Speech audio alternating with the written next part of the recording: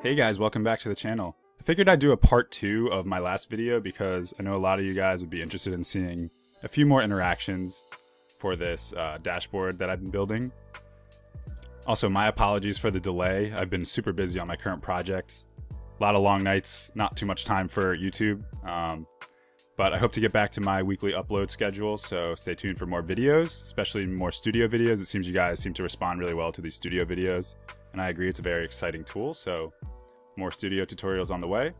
And if you guys have any other requests for videos, please drop those below. So a quick recap of what we've done so far, and if you guys have not watched part 1, I highly suggest you go watch that. I will link that on the screen somewhere. But we have this loading state, which will time out to this dashboard state of Aaron Judge here. So let's just preview what we already have. Very cool. So we added some really dynamic motion in the last tutorial. And we're starting to bring these static designs to life. And this is what we have so far. Notice I added a previous and next button because what I've been doing since our last video is designing a few more screens for this dashboard. So as you can see, I have a screen for Bryce Harper. So this screen is going to indicate what would happen when you hit next on Aaron Judge. We're going to transition to Harper. And as you see, we have his stats as well, some attributes, some visual design changes, obviously the red color and the Nationals logo because he's on the Washington Nationals.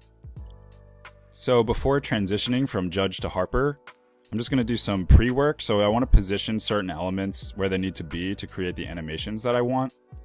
So remember before we had Judge kind of come in from the right.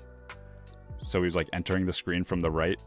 I want that same thing to happen to Bryce when we transition from Judge to Bryce. So in order to do that, I'm going to take Bryce, I'm going to copy him and paste him onto Judge's screen and just move him another 50 pixels to the right like before. So 1, 2, 3, 4, 5. This way, when we transition from Judge to Bryce, he's going to move to the left. And it's going to look like Bryce is entering the screen. But now in Bryce's screen, we want Judge to look like he's moving to the left as Bryce enters the screen. So Judge actually has to be on Bryce's screen. So let's take Aaron Judge. Oops, let's find him. Copy and paste onto Bryce's screen. And I'm just going to move him below Bryce in the layer list. And then move him 50 pixels to the left. So 1, 2, 3, 4, 5. We're going to fade him out in Bryce's screen. And then we're going to fade Bryce out in Judge's screen. So now we can create an interaction from Judge to Bryce. So with this next arrow selected, so we're going to hit next and we're going to transition to Bryce's screen. So with this next arrow selected, let's hit C on our keyboard to create an interaction, connect to Bryce. We'll trigger this with a click. We'll have motion selected and the duration is right now 0.8. I think that's fine. A general rule of thumb for these more like motion heavy interactions, you can usually use a longer duration, whereas like a micro interaction, like a hover state or something, you don't want to usually go above like 0.2, 0.3 milliseconds, or sorry, 0.2, 0.3 seconds. Just because, you know, you don't want these things to take longer than they need. But let's hit save. And let's see what happens now when we transition from Judge to Bryce. So we hit next. Cool. So now we get a bit more right to left movement, and it looks like Bryce is entering the screen. So when we hit next, just watch Bryce moves a little from right to left. Right now it's a little wonky because as Judge is moving off the screen, they're kind of moving at the exact same time. So let me try this again. See how Bryce and Judge are moving at the exact same time? It looks a little weird. So I want to delay Bryce a little bit. But before I do that, just notice how the other elements are transitioning. I really like how this height and weight are automatically transitioning. Watch this 6'7" kind of shrinks down to Harper's size because he's smaller than Judge. I mean, most players are, right? Judge is 6'7". Also watch how these level bars are automatically transitioning. So that's pretty cool. I didn't even have to do anything there, and that's exactly how I want them to transition. So also these stats are spinning into place. We're going to create some time differences again to make it a little more dynamic and smoother looking. But right off the bat, we have a pretty decent transition here. Now let's head to the edit timeline to customize this a bit. So with this interaction selected, let's go to the edit timeline. And we can now get a really granular look of this animation. So I want to delay Bryce entering the screen a bit. So let's just move him over 0.3 seconds. And that looks a bit better already. And another thing I want to happen is I want Judge to fade out a bit quicker. I feel like he's on the screen a little too long. So let's find Judge. So expand this folder. Or no, sorry. Yeah, expand this folder and let's just find the opacity property of Judge. So we want him to fade out quicker, so we could just decrease this duration just a little bit.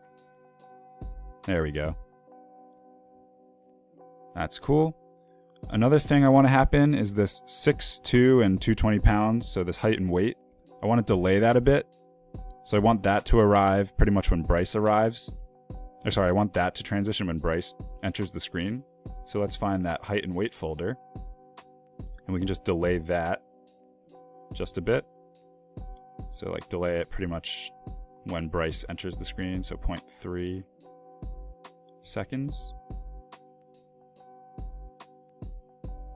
Maybe a little less. There we go. A lot of studios kind of just trial and error and seeing what looks best and feels the best. There's no real formula to any of this stuff. So that looks good. I also want to delay each subsequent stat again after the one prior. So let's take this slugging percentage, just delay it a little. The homers we can delay after those, then the RBIs, followed by the OPS, which is on base plus slugging percentage for all you baseball nerds. So this is looking really good to me. And again, you guys can customize this to your liking. But just by making these subtle changes in the edit timeline, we've created something a bit more user-friendly in my opinion, a little less jarring and smoother. So I'm pretty happy with this. So let's preview what we have all together now. So we have this loading state that will time out to Aaron Judge, and then we hit next and we transition to Bryce Harper. Beautiful. One more time. Awesome. Now, one thing I want to do is create a screen before this loading state here. So basically we're going to have some sort of search result. We're going to search players based on a certain stat or, you know, offensive metric, defensive metric, whatever it may be. And I got a little ahead of you guys and started to actually work on this. So this is very kind of bare bones at the moment, but the idea is there's going to be some sort of search results. And as you see, we have some players that are returned from the search. In this case, it's 2017 MLB home run leaders. Obviously, this is work in progress, but I just want to kind of illustrate how we're going to get from a search result to this state. But as you see, we have a grid view, which we're looking at right now, and there's going to be some sort of list view as well. So a user would be able to toggle between the two, and then there's a filter icon here. I don't know if this is the best way to handle this at this point, but for tutorial sake, we'll leave it for now. Basically, we have some search results, and then I created a little hover state here for Aaron Judge, because he's going to be the player we're going to be clicking into to get to this state. Basically, all you need to know is these are just components. I'll make a separate video on like how to use components in Studio, but I just made a card component essentially and used my overrides to create different players here. So I imported their photos for the respective players. As you see, these are returned in order of most home runs to least home runs. And then in this state, all I did was add a little shadow to Aaron Judge, and I just moved him up 10 pixels, like so. And this is just to indicate what would happen when a user hovers over the state. So I created a pretty subtle hover interaction here. And I already triggered this with a mouse over to get to this state. So let me just show you what happens. So when I hover over Judge, he just jumps up and then on mouse out, he moves back down to his original state. So it's just a subtle micro interaction to let the user know that we're about to make a selection, essentially. So when we click on Aaron Judge, I want to transition to this screen, but I want to do some kind of cool motion that would happen when you select this player. So let's do this. Let's move everything over. Let's move these search results over to the left a bit. I think I have an idea of what I want to do here. Okay, so we're going to select Aaron Judge. I'm going to make another screen, so I'm going to hold Alt and drag to duplicate the screen. Now on this screen, actually sorry, before I do that, let's put this guy, and this guy in a group. I'm just going to name it row 1. Row 1 of players. You'll see why I do this.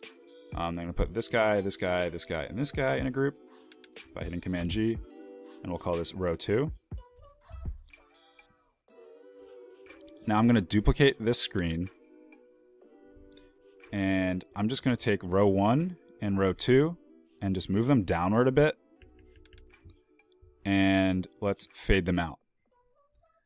Now I'm going to create an interaction to get from this guy. So I'm going to select Aaron Judge's card. We'll create an interaction. This will be a click gesture. And we can leave 0.8, select motion. Let's just go to the edit timeline. I want to see what's happening when this interaction is made. Cool, so these guys kind of fall down just to show that Judge is like the only one remaining. Like he's the selection we made. I think that's kind of cool. One thing I want to do though is just delay row 1. So where is row 1? Let's just delay it a bit so we get like this staggered falling effect. Maybe that's a little too much. Maybe very subtle like that. So I think that looks pretty cool. So let's start here. So we hover over Judge, we hover out, make a selection, and those guys fall. And then Judge is the only one left. Cool. Also, I think maybe we can fade this out just to clean it up a little.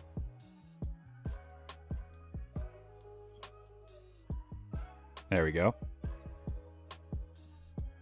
And let's rename the screen search results, not hover 1, we'll name it selection. And I'm also going to take the search bar and just fade it out in the screen. Cool. All right, so the last transition I want to make is from this selection screen to this loading screen here. But I want this to be a very smooth transition. So what I'm going to do is take some of these elements on this screen, and we'll select them all, holding Shift and just selecting them.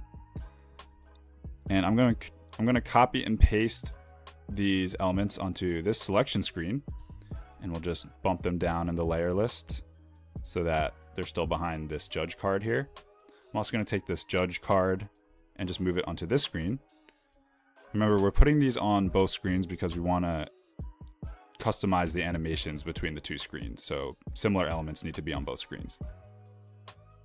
So in this screen, we can fade out the Judge card. So I just moved it up a little. So it's going to just bump up a little bit when it transitions to this screen. Now the initial state for this background layer, I want to continue this theme of right to left movement. So I'm just going to drag this background layer over to the right like so. So it's like just hanging onto the screen, and then we'll fade it out. And then also these stats here, we can fade out in this initial state. So let's just select all of these, and we'll take the opacity all the way down. So now when we're on this screen, all I want to happen is I want this screen to time out to get to this screen. So it's going to be a timeout transition. We don't actually have to press anything once we make our selection.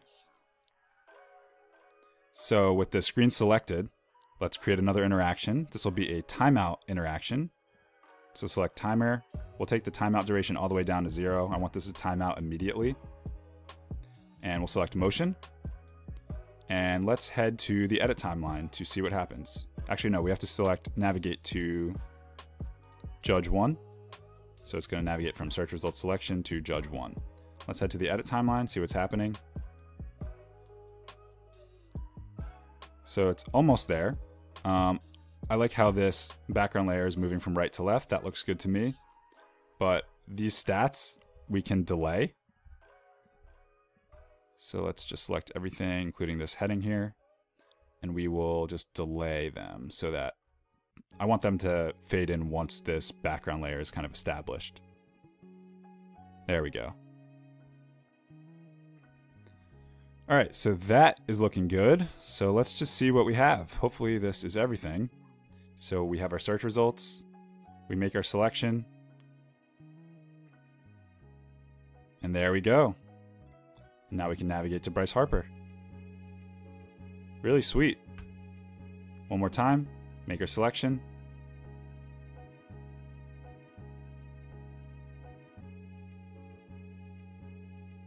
Very cool. Last thing I want to do is create a way to get back from Bryce Harper to Aaron Judge. So I'm going to find this previous button and create an interaction to get to Aaron Judge. And let's hit save. And now we just get that transition basically in reverse. So we can just preview the whole thing. Go to Bryce Harper. And now we can get back to Judge. And then back to Bryce. Back to Judge.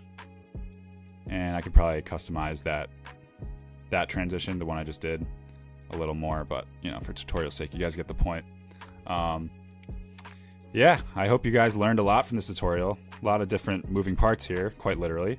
But yeah, if you guys enjoyed this or learned something, I'd really appreciate it if you dropped a like. I really appreciate all the great feedback I've been getting from you guys. It really motivates me to keep making these videos, time allowing, of course. But I promise there's going to be more videos in the future. Let me know what you want to see, and I will talk to you guys in the next one.